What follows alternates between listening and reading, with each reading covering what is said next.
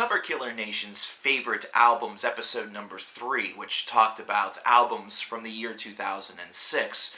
A band was mentioned that was actually my debut of the year for 2006 in Year of No Light's album Nord.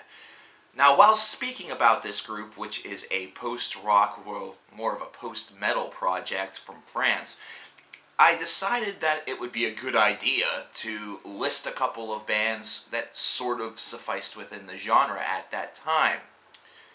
But there's one really, really big problem. Let's take a look. This was before we had bands such as Alcé to really take that idea to the next level. We had some early contenders that were really doing some things. I'm looking at bands such as ISIS, for example, and I don't mean, don't flag me. But at the same time, Year of No Light emerged as this immediate contender, but then nobody really took the ball and ran with it. Where the fuck is Godspeed, you Black Emperor? How the hell can I go through a list, first off, looks so goddamn disheveled, and not even mention one of the groups that essentially has brought this idea, this really awesome subgenre of music that some people say digs really, really deep into the textures of delusion. Me, I find it cinematic bliss, but that's just me. But how am I going to forget that name? Hell, how am I even going to forget a name like Sigur Rós, for example? I could even have mentioned Earth, or some of the works from Sun, even though that's a lot more closely associated with Drone. It's still a similar idea, somewhat. Man, this is why I don't write scripts. These terrible fuck-ups would never happen. Asunder, Sweet and Other Distress by Godspeed, You Black Emperor. It's amazing that I didn't mention this band, considering they had a new album coming out the day after I posted the video. Timing, I have it. It's a wonderful tool. But Godspeed, You Black Emperor has been going at it since the latter portion of the 90s, so it's been a long and extremely interesting journey. They are known for their strange name, their strange album titles. They're very cinematic, either that or just lengthy songs, lengthy passages that are essentially multiple passages to make up the same song, very similar to prog opuses. That have a feel of multiple symphonies. It's a very great idea and just a great feel. These guys are an extremely unique product, not one that really needs a lot of lyricism within their entire discography of work in order to really paint the pictures that they need to paint. They let the music do the talking, and this is an album that actually shows how that really works in their favor.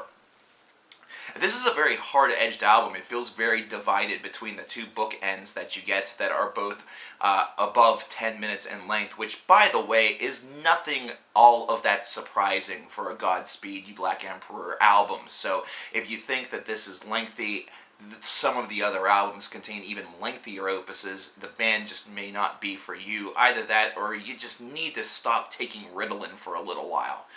Seriously, just sit back and listen to the music.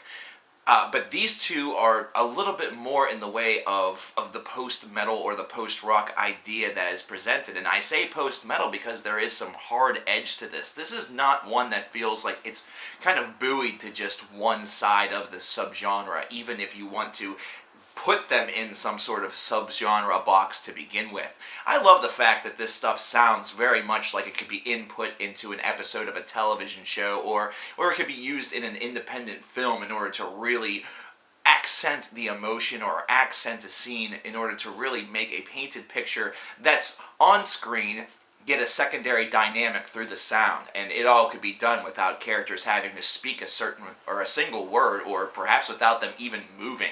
The music itself would help paint the scenes. These are the two tracks that are really the standouts on this album, and for pretty good reason, considering they have the longest length and kind of the deepest scope, but you shouldn't sleep on the two tracks that are right there in the middle.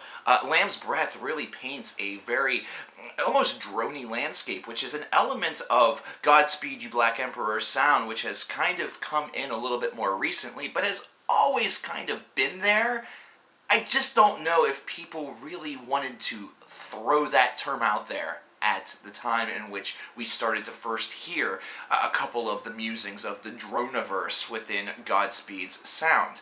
This is a really great track because right there at the end, it just fades into the same droning tone for quite some time, almost like a bit of a break. It almost, to me, has a reminiscent factor of intermission, considering whenever I listen to a Godspeed You album, it feels like listening to a live performance where right in the middle you have to have a couple of minutes to kind of just recharge your batteries. But this is also an album that is completely and totally interconnected. One song flows seamlessly into the next, and you hear that because that same tone ends up in Asunder Suite, which is the very next track. But once Asunder Suite fades into Piss Crowns Are Trebled, all bets are fucking off, ladies and gentlemen, principally because this is, as stated already, one of the standout tracks on this album, but would probably be my most recommended track off of this disc. It's almost 14 minutes in length, so those folks who don't like long songs will probably think this is nuts, though this is one that, if there were a top 10 epics of 2015 list made in the future, would probably have to be included. This is a great track. It's one that builds subtly over time and just continues to gravitate toward more and more and more. And what I mean by that kind of redundant sounding sentence is the fact that the building blocks are consistently added upon it. It's a very linear idea as opposed to one that needs to be completely and totally shrouded in convolution. This is a song that really is able to cause a direct reaction, direct emotion, and direct feeling, and it feels and moves so naturally.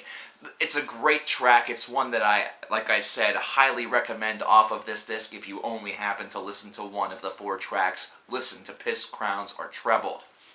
So what is my overall feeling on this album? It almost kind of goes back to what's my overall feeling on Godspeed You Black Emperor. These guys are a great product. They're very unique. They are exceptionally one of a kind, and they really have helped aid the universe of these subgenres of music, post-metal, post-rock, drone, whatever you wish to call them. They are no longer just super-duper niche genres. This is now something that you're hearing infused in a lot more songs from other groups and other genres. This has become commonplace. Having a very cinematic or a very, dreamlike feel to an album or a song is becoming a more popular thing to do. And it's not popular because of the band itself. It's popular because it's just a terrific way of expressing different feeling, emotion, or even just basic emotion. And I really think that this group, there are many groups that owe them a bit of a thank you for what they have been able to really do. I really enjoyed this album. I feel like it's a little short for a Godspeed You disc, but it also has its own power. It's one that feels very complete. I would probably give this an 89 out of 100. It conveys a lot of emotion. The middle portion, I feel, is going to trouble a lot of listeners. It's going to kind of be a shutdown point. I feel like more than most, the listeners will be in it for the first and fourth tracks, and they'll miss a kind of critical body portion of the album. But we all know that not everybody that is out there that is listening is a track one to track final type of individual. We live in a very singles-centered society, one that definitely no longer has that same attention span, hence the Ritalin joke. What did you guys think about this album? What did you guys think about Godspeed You Black Emperor? And what other bands like this would you recommend to an aspiring fan of Godspeed You Black Emperor? What would be their next place to go? Also, which album should we perhaps take a look at next that is not in the metal realm? Though this one kind of is. This is a fringe line one. I just really like this band and had to talk about them. And before you guys ask, yes, I am going to talk about the Earl Sweatshirt album. I know it's not heavy metal for all of you guys who have been longtime veterans of this channel, but it's one that I need to speak about because it is definitely strange and different. So be on the lookout for that review coming very, very soon. For the metal fans, we will be talking in the future about the Gentle Storm album that just came out. It's an Argent Anthony Lukinson project along with the former lead singer of The Gathering.